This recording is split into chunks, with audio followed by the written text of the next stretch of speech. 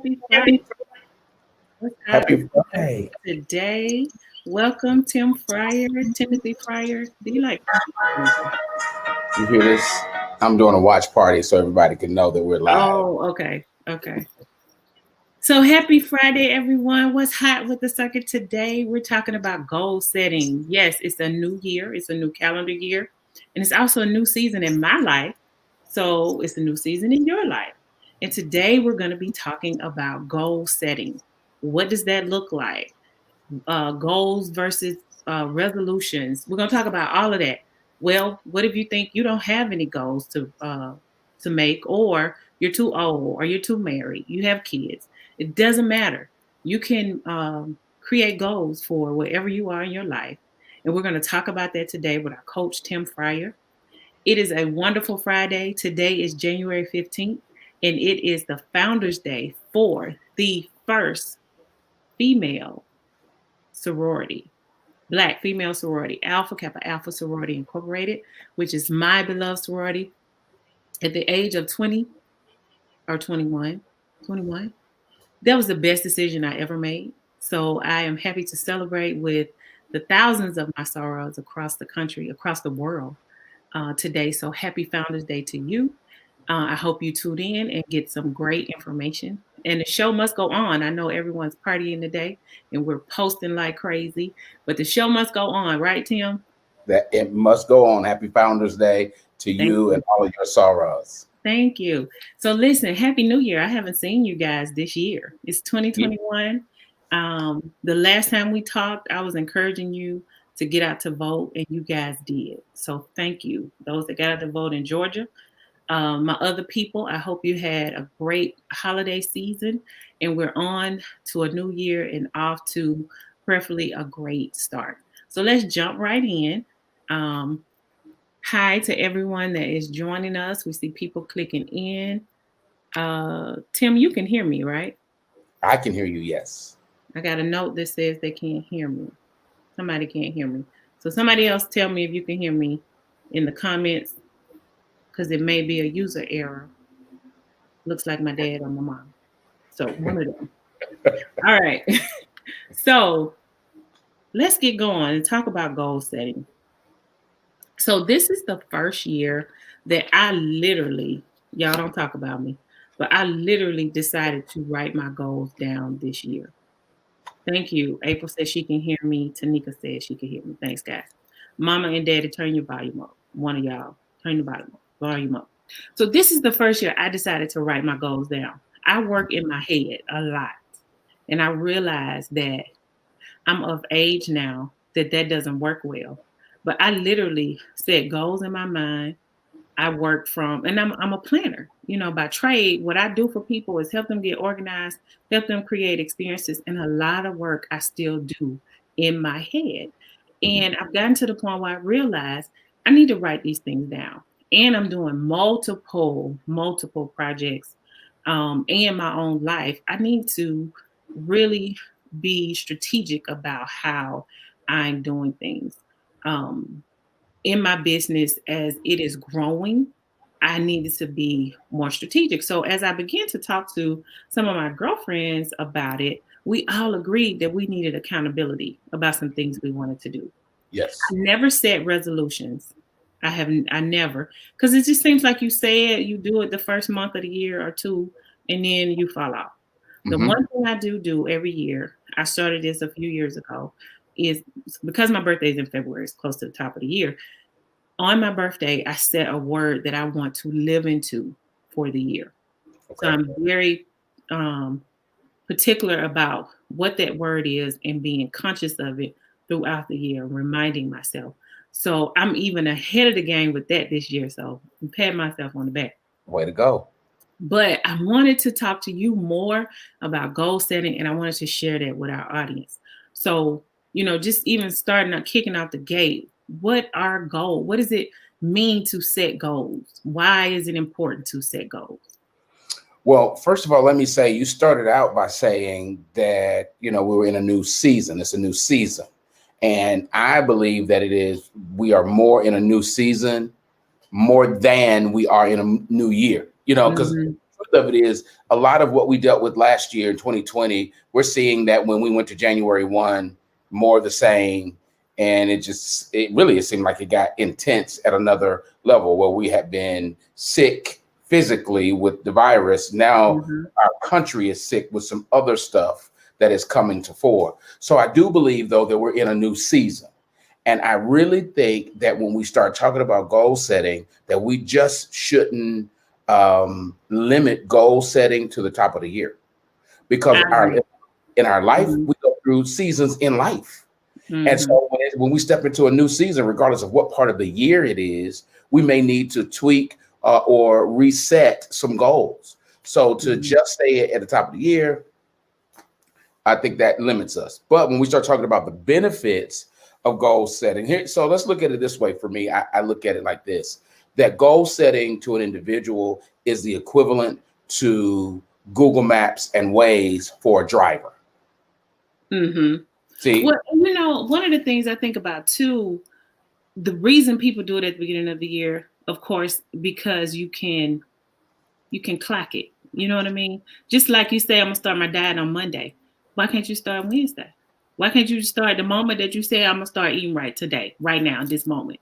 Right. So for us, I think as humans, it's just, we just do that. We look for a specific mark to say, all right, I started eating right on the first Monday of January, and boom, So I think we just do it, but people don't really think about it. And I am a firm believer that nothing changes when the clock strikes 12 from a new old calendar year to a new calendar year. God is still the same either way, but I think it's something in our minds that click. I know for years I used to get this prophecy in watch night service that this is your year, this is your season, and then I would go through all kind of malarkey, and I'd be like, but they said it was my year, it was my season, it's not happening. You know what I mean? Sure. So I don't subscribe to that. Got it. Because sometimes what we call, and this is the thing that we have to be careful about when we start prophesying stuff, everybody doesn't understand what it means, what a season means, and what we look at. I did a post recently about these whole new season thing and how things come back to back to back to back. But that's what seasons do. When fall comes, the weather change, the leaves color change, then they fall. All this stuff comes back to back to back to back, and then winter comes. So seasons, when seasons happen, things could be happening over and over and over and over, and they should be, because if not, life would be crazy. But when we really position ourselves to see things in a season, like this is just the season that I'm in, and it's about how you perceive it, bottom line. Because if you say, well, this is not my year because all this stuff is happening, if we perceive it as this is getting me ready for something, exactly, it really could be a good season. Yeah. I mean, I think everything has its purpose and its place. Yes. Definitely. Yes. Definitely. Just because it doesn't feel good doesn't mean it's not good. For us, that's in 21 days, we eating and drinking stuff that we don't normally eat and drink. And it's been good. It's been good to my body. And I ask myself why I can't eat and drink like this all the time. Right. But that's exactly right. That's exactly right. So yeah, it's just perception, I think, of how we see seasons. So did we talk about the benefits of setting goals? Yeah. So here it is. So if you are writing, you could take some notes down here. Number one, when I gave the parallel here of a navigation app to a driver being like goal setting for an individual, the goals gives us, number one, it allows us to start with the end in mind. And so we're not just meandering. We're not just, as the seasoned people would say, flying off the seat of our pants. That's number one. Number two, it sets boundaries for the journey. So if Waze is telling me to go here, then I need to not make a left if it's telling me to keep straight. That's a boundary. And really, to achieve goals, boundaries are a must. All right. I think the other one is it guides our focus. Another one is it maintains our momentum. It helps us prioritize. Here's anything you want me to keep going? You got something to say right I'm there? writing notes. Are you writing notes? Okay. Mhm. So here's another one. It helps you with decision making. Let me say this.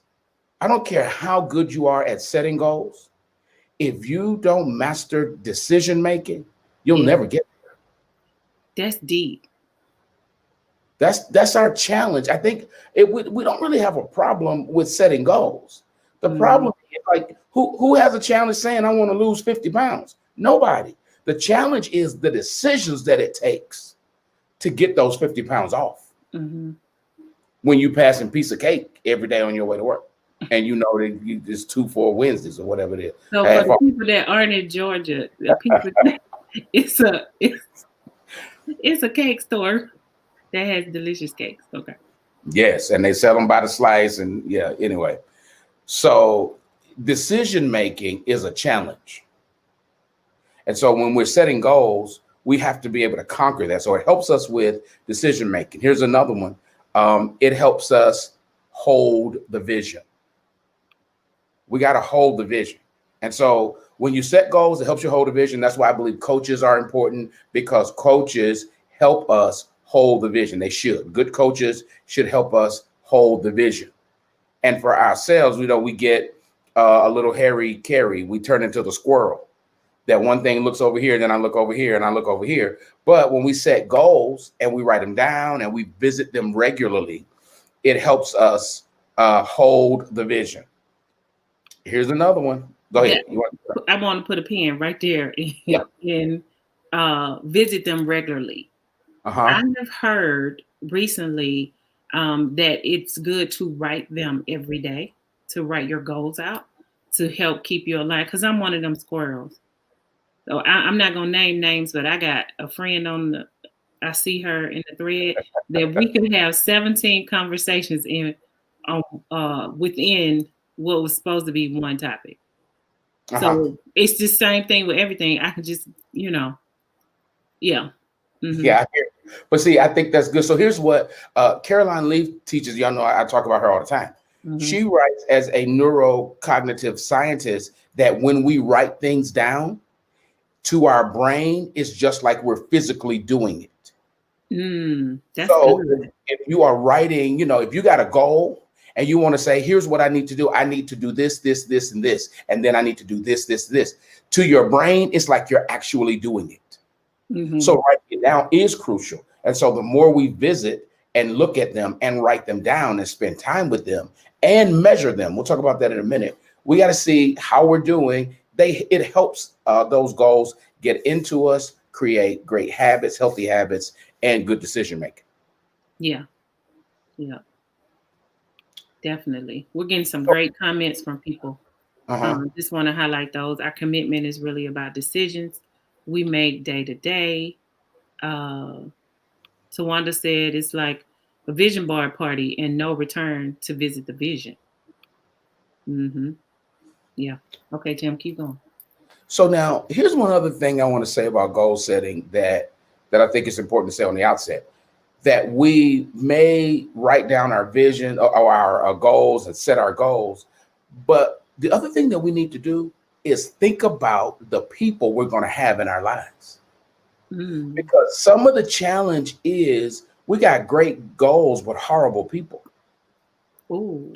We have people who don't hold us accountable, or maybe we're comfortable with people who are just as doeless and lazy as we are. I know. We got to visit who's at the life board. So when we look at the conference table in the boardroom, who's on your life board, who's at the table, who's at the boardroom table when it comes to your goals, who's going to hold you accountable, who is it that you're going to listen to? And sometimes we got great goals, but horrible people. And so that's something to consider. Who's on your life board and will they hold you accountable? If you got a friend, if you're lazy and you got a lazy friend and y'all laid up on the phone in the middle of the day, I don't know if they're the right ones. But you might have a friend who you try to call and they be like, hey, I can't talk to you after 5. I'm working. And then you may say, that kind of hurt me. I felt judged. Okay. We're in a society right now that always want to talk about don't judge me. Don't judge me. Yeah, but Some stuff needs to be judged.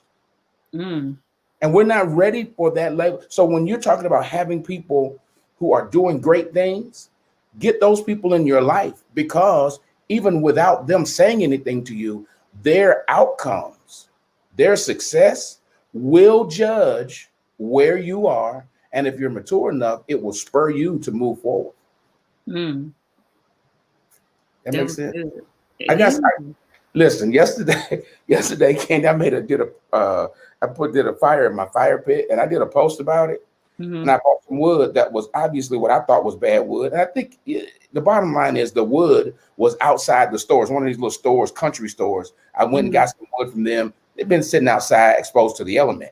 Well, the wood looks great, but when I put a door frame log on the wood would never catch because the wood was really wet internally. The Oh, it went outside dried it out. was wet, but the Mhm. internal was wet. And the more the door flame burned, the more the moisture started coming out of the wood. It started sizzling and bubbling. And right there in that moment, I got like a ton of lessons. One lesson is, regardless of where you are, you need to burn if that's your purpose. But then the other one is for the wood that was wet. If you put the wet wood in the right atmosphere, it will draw out of the wood what's hindering the wood from burning. Ooh, that's good. You see what I'm saying? And so if you have Mhm. people in your life that's in beast mode and they're seeing successes, if you're just around them, Mhm. your some fear that you may have, your own low self-esteem, feeling like you can't do it, all that stuff will come to the surface and evaporate, and then you start moving forward when you have the right people with you. And I'm saying all that to say that having people in the right place in your life, the whole good to great concept, is important when you're laying out goals. If your goal is to lose weight, then you got to have the right trainer and then the right people as your support teams. Am I Right. making sense? Yeah, a lot of sense. Okay. So I mean, that's I think that's important. We never talk about that in goal setting. I Yeah. think to get to my goal, I got to have the right people with me to help me. If I'm trying to save money, but I'm shopping all the time, who in your life is going to tell you, hey, you said you wanted to save this, this, and this, Mhm. but you shopping and the Amazon man is having tea at your house because they come so often. I mean, really? Who do you have in your life that will question that? Or do you have the people that say, yeah, girl, me too. Yeah, man, me too. I got the same problem and let's meet at so-and-so because they got a sale. So you got to consider who's going to come to the table, and don't bring them to the table if you're not willing to listen to them. Because That's to me, that's all a part of goal setting. Yeah, and that's the thing too. Be willing to take it, whatever people are saying. Yeah, Sometimes we have people in our life, but it goes in one ear and out the other. right. But having a good squad, as Robin says, having a strong squad Sure. is I've heard definitely important. Yeah. somebody said to me one time, if the relationship can't handle the truth, it's not a real relationship. That's something to consider. Very true. Mm-hmm. All right, what's next? Did I belabor that too long? That was good. That was good. I'm just laughing at myself. But I have decided this year I have a ladder holders, goal getters group. It's Okay. 4 of us, Oh, and good. we meet monthly to Mm-hmm. hold each other accountable. We work through our goals, and they say stuff to me, and I be wanting to say, "Shut up," but Sure. I take it Mm-hmm. because it's good advice, and we share with one another and encourage one another. So I encourage other people to do the same. Make sure you have someone, because what I would do is have these goals in my head, but I wasn't sharing it with anybody, so no one could hold me accountable. And I Yes. think I did that on the slide on purpose because I Yes. didn't want to be held accountable. I wanted it to do what I want to do. See, you know that book I keep telling you that I wrote, but I won't put out. Yeah, One of that the one. chapters in The the one I book, keep asking you about. yes, Mhm. that one. One of the chapters in the book is called Sharing, because you Mm, do get to a place on this journey to manifestation that you have to tell somebody, because somebody has to hold you accountable. right, right. And just like you said, we often don't because we don't want nobody to say nothing. Hmm. Here's the thing that I feel like is sad about humans is that we won't even hold ourselves accountable. So when we start talking about goals, we won't even be true to ourselves when Mm-hmm. it comes to, setting goals. So that's why we need some people around us. So if I want to lose the weight, but I'll talk myself into why I can have the cake. Like, you've done so well. You you deserve a reward. Yeah, but not a cake, bro. Robin, my friend Robin is on here, and we just talked about that not too long ago. That we reward ourselves a little too much. Yes. And I do think it's healthy, but we got to find the balance in it. Right. Because listen, sometimes rewards can be counteractive to our Mm-hmm. goal. Yeah. Yeah. And Yeah. if you like me, one slice of cake that could be a reward turns into, okay, the next day, let me get something else. Because that sugar is addictive for me. It's a crack. It's a window. What they call it? It's a door. What do they call it? Oh, a gateway. A gateway. A Yeah, gateway drug. to other sugars for me. So I Yeah. shouldn't be doing it. So you have to really be true to yourself about how you reward yourself. Yeah. Yeah. I get sign a new contract. I always buy myself a gift. But then it turned into several gifts. Yes, I mean, you just spending up the money before you even get it. precisely. I know So that. we have a good question. Kelly has a question of how do we prioritize our goals when they collide with each other? I think that's good. So, Kelly, I think what has to happen is when we look at our desired end, because I do agree that we should have goals in multiple sections of our lives. Really, I agree with that. But now we have to say, what's the big thing? We have to decide and identify what's the biggest priority right now. So you then have to prioritize your priorities, if that makes sense. And then once you do that, you can say, okay, when they collide, what's going to give me the best outcome? What's going to get me to the greater goal that I'm trying to get to? And then make the decision then. Hopefully that was helpful. Yeah. So, and we probably have surpassed this, but just for some people, is there a difference between goals and resolutions? Yeah. Resolutions speak to intention. Goals speak to commitment. So I intend to do so and so and so. But if it doesn't get done, hey, that was my intention. I intended to do it. However, my goals speak to commitment, and I'm willing to make the sacrifices to get there. So resolutions, intention, goals, commitment. Mm-hmm. Mm-hmm. Kelly said that was helpful. Thank you. Great. Awesome. Okay. For those that have not written goals, how do you get started? How do you get started writing your goals?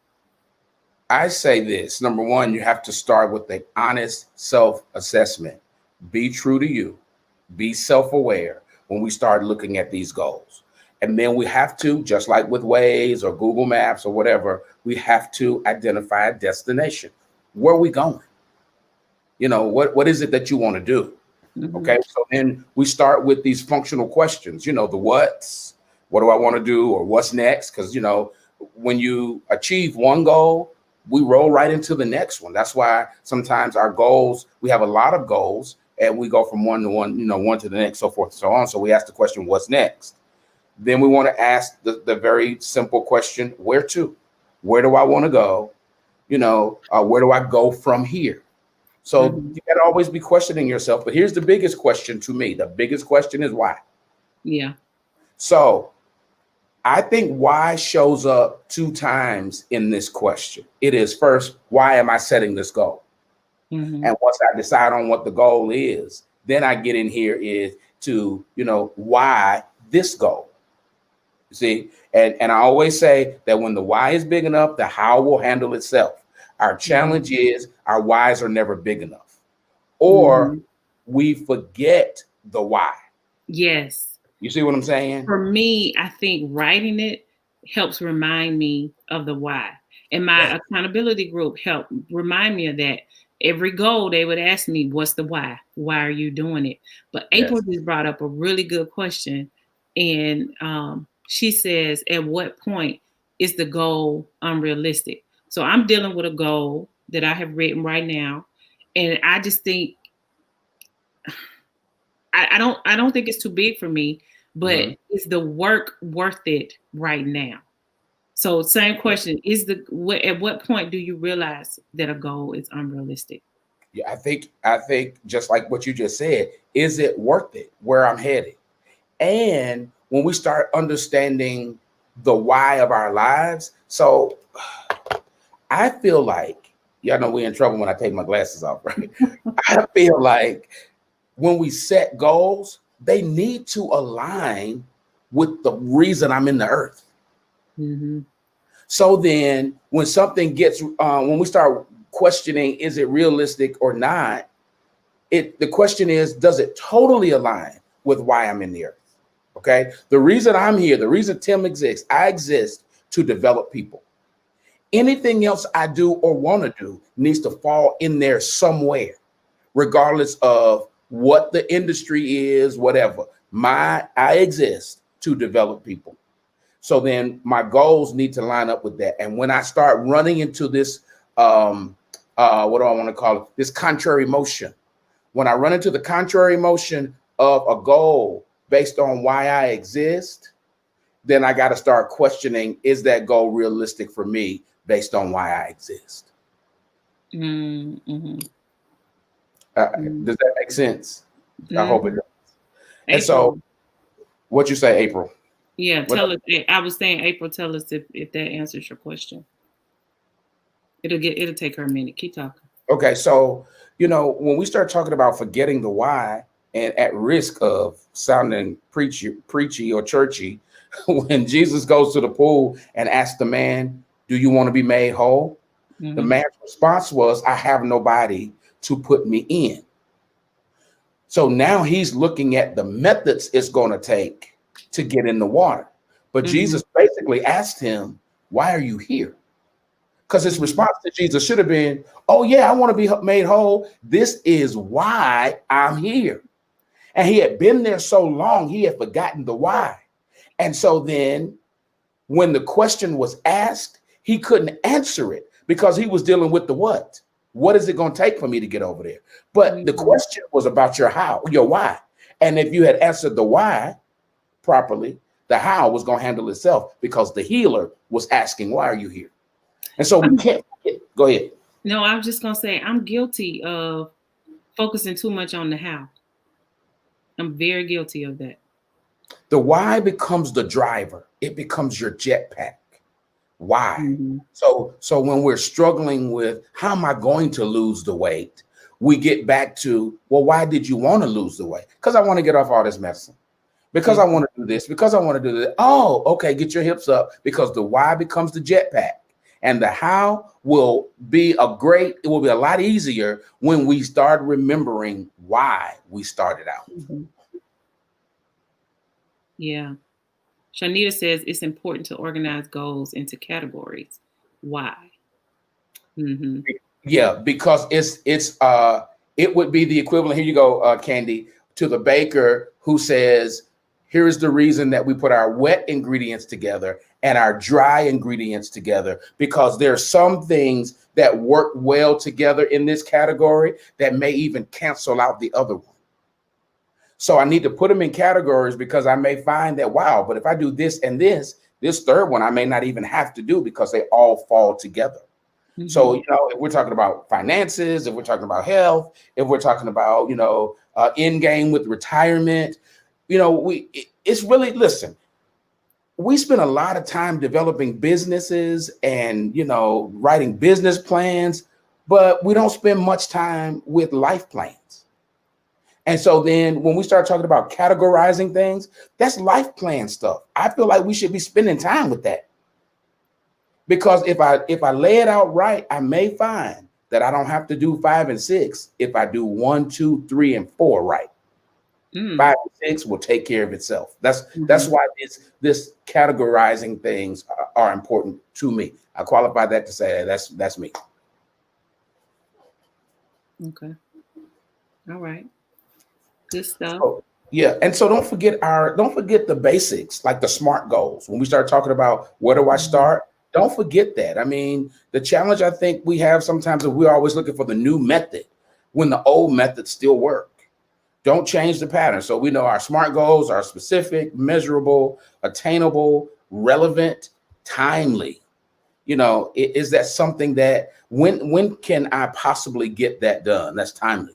So I think those SMART goals are important still for getting to the end game. Yeah, yeah. So for those that are just joining, welcome to Virtual Conversations, brought to you by The Circuit. We're happy that you have joined us today. And what's hot is goal setting. So we have Coach Tim Fryer on today, and we're answering questions and talking about setting goals in this new season. So keep talking, Tim. I know you got a lot of stuff to share with Yeah, us.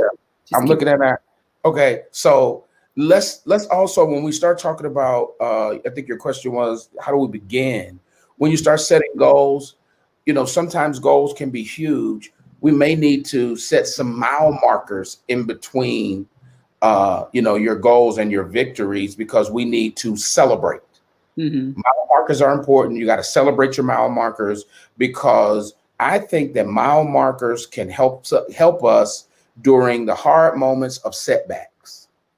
So you may say, "Oh man, I was trying to reach this, but I didn't get to it." However, when you look at your mile markers, you say, "But I did do this, and I did do this," and that keeps that momentum going for in pushing you forward. So I think your mile markers are important. I don't know that we celebrate ourselves enough, but then for those of us like me and Candy that do celebrate ourselves, we probably celebrate ourselves way too much. Mm-hmm. Celebration becomes a setback. Yeah. Be careful that celebration doesn't become a setback. Mm-hmm. Okay. So yeah, so that's where I am with beginning. I think I gave us a lot of stuff in there with where do we start. And so, we start with the honest assessment. We start with identifying your destination. Ask the questions, what do I want to do? That big one is why. And then we want to also start looking at when we start writing them out, those SMART goals are still a major player in the success Mm-hmm. of our goals. And so, for those that are not familiar with SMART goals, it is what's the S? I can't. I just Oh, lost it. specific, Specific, measurable. attainable, Mm-hmm. relevant, timely. Right. And I So. mean, when we say stuff like relevant, you can play with some of those words in there. It's like, is it relevant? Is it good now, or is this realistic for me? Mm-hmm. So you can play with some of that. And listen, we don't have to conquer the world. So yeah, when you ask the question, is this realistic for me? Like I want to lose 150 pounds. Is this realistic for me? I don't know. My doctor, well, I had one doctor that says to me that my goal weight should be 175 pounds. That ain't realistic for nobody.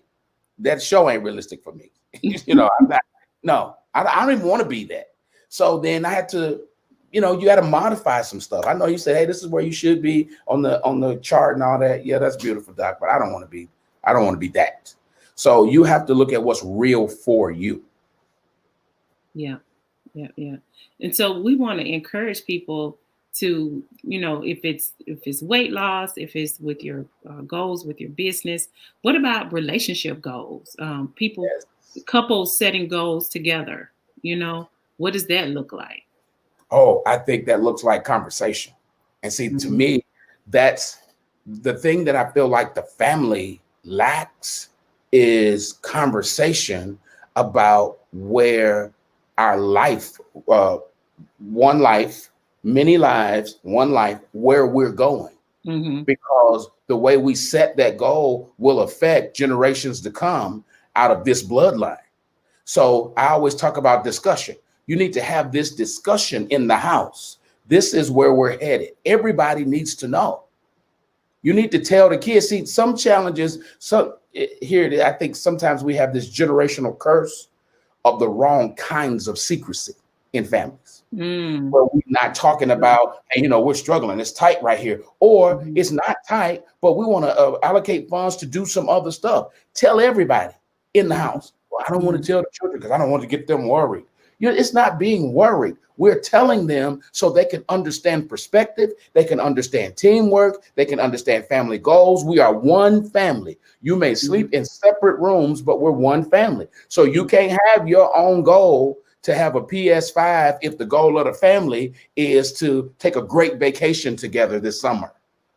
So we got to talk about all of that together. So that's relationships. And I think, Candy, it's romantic relationships, it's platonic relationships. You know what I mean? Like, you got to talk best friends. What we gonna do? We seem to be bumping heads right here, or we can't seem to get together. But every 6 months, what's the plan? What's our goal? How are we gonna spend more time together? What is that gonna look like? I mean, everything can be a goal, but I think when it comes to relational goals, it takes conversation. Truth be told, if it's an individual goal, you need to talk to yourself about it. There just has to be discussion. Everything has to be out on the table. One of the things that communication breaks down relationships, but to that same degree, communication will build relationships. So I think we need to all come together. What are you thinking? What am I thinking? Now, let's put this together, because relationships are compromised, but how do we get to one vision and one goal? A house divided against itself will not stand. So we need to get together, because if I can get your momentum and my momentum together, man, we'll get there a lot faster if we are all on the same page. Yeah. So we see it at work, or we do it at work as we're leading our teams. We let them know what the goals and objectives are for the year, but are we actually doing it at home, doing the same thing at home, and sharing that with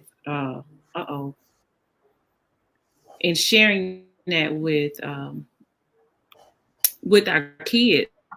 You really made me. I had not thought about how how important it is to share this with your children.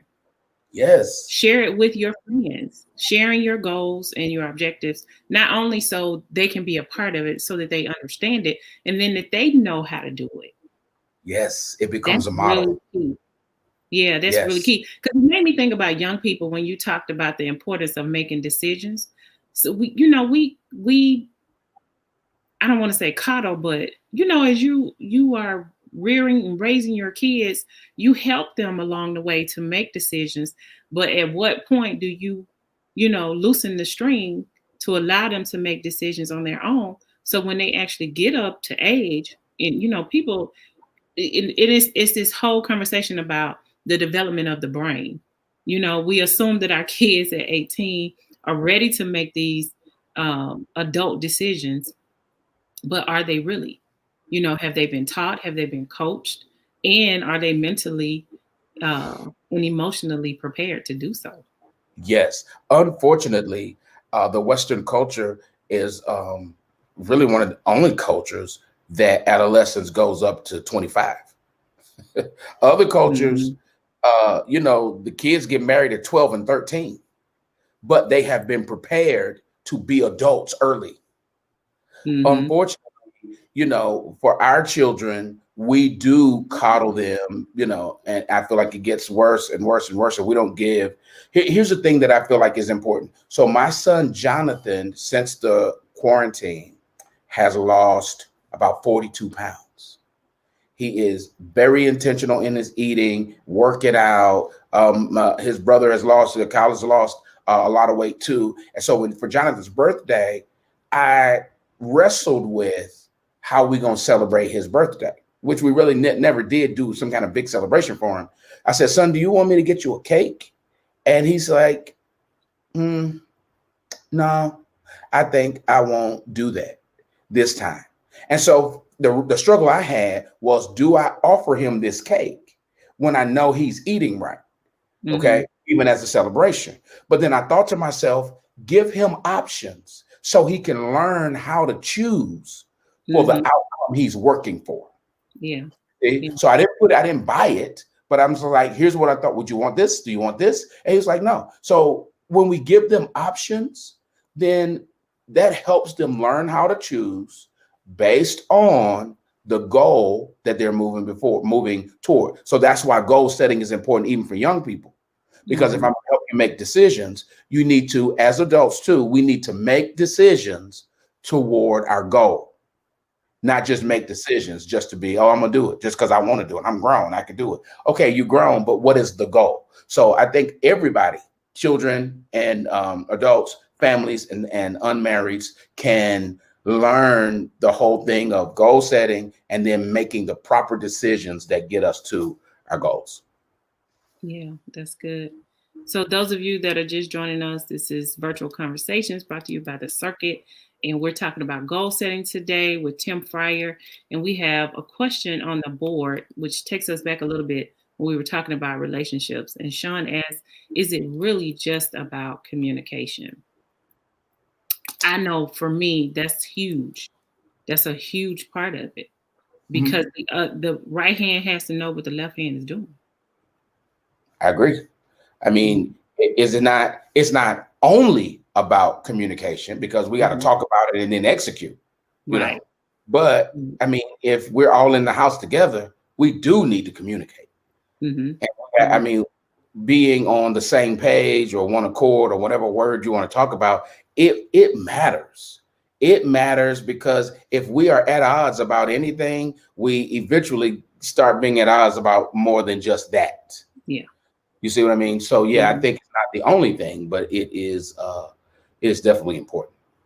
So in our last 5 minutes, Tim, share some information with us more about executing our goals. So we talked about how we're going to write them down. We're going to be intentional about our purpose and our why behind the goals. Maybe set 1 to 5 goals and we work them out. But how do we start with the execution of it? How do you know what goal goes first? And, how do I start building that into my day? What does it look like? I think that's a great question. I think when we start talking about how to do it is, first of all, you got to start. So if we're talking about saving money, then if that is the goal, and maybe the goal is I need to save because of the property I want to purchase and I want to move into doing purchase and buying real estate, I need to save $10,000, $15,000. Then you have to start somewhere. I think we're often guilty of having goals, but not starting. Like, I want to go back to school, but we get the application. Oh, back in the day, we would get the application to the school and just put it in a drawer and never fill it out. But I went up to the school and got the application. Or you download it now. All the same, we have goals, but we don't execute. You have to start somewhere. So that if you say, I want to save, this amount of money, you have to ask the question is, how much do I need to put away? Or how much more do I need to make to be able to put this away? So then you start by really honestly doing the calculation that's going to get you to the goal. Not just when I say calculation, I don't mean just about numbers and money, but you got to calculate. In other words, here it is. Count the cost. What is it going to take to get me to that goal? And if it takes this, this, and this, then start at the first this. We have to actually do it. Goals. So writing out those plans, the actions that it's going to take to get to your goal. Write it out. Sure. And that creates your boundaries that you have to live in order to get it. Write it out and then do it. I can't say this enough. And because that's one of the chapters in the book, Candy. Do it. So I just want to know, and everybody else wants to know, is this book on your goal list for this year? Tell the truth. Shane, no, it's not on my goal list. Okay. It's not on my goal list. I'm not going to ask you why till later. Okay. It's not. But do it. What I like to say to people, my clients, I'm proud of you for having goals. I think it's great that you sat down and did it. But I also want to say to you, do it. Execute. Start. Here we go. Let's get it, y'all, in this new season. It's been great talking to you today, Tim. You have anything else you want to leave us with before we sign off for today? No, ma'am. I just think you have what it takes, regardless of what you do. You have what it takes to do it. All right. I'll tell you what, as people are planning your goals, if you need an accountability partner, reach out to us, drop it in the chat, and we will help to encourage you. I'm volunteering you, Tim, but I'm volunteering myself that we will help be accountability partners for you. Not to say that we can give you all of our time, but you know what I mean. We're here to help. Yes. So, wishing you a successful new season in your goals. I'd love to hear about how you're going with that. So, we're going to do a check-in in a little bit, and hopefully Tim will be back. Hopefully his schedule will open up so that he will be back, and we could talk more and check in on where you are with your goals. Mm-hmm. All right. Wishing you all a most wonderful weekend. And again, happy Founders Day to my illustrious and most beautiful, awesome, dynamic women of Alpha Kappa Alpha Sorority Incorporated. Happy Founders Day to you. To my Delta sisters, they had Founders Day earlier this week. So happy Founders Day to you as well. Have a God day and make it a great weekend. Thank you all.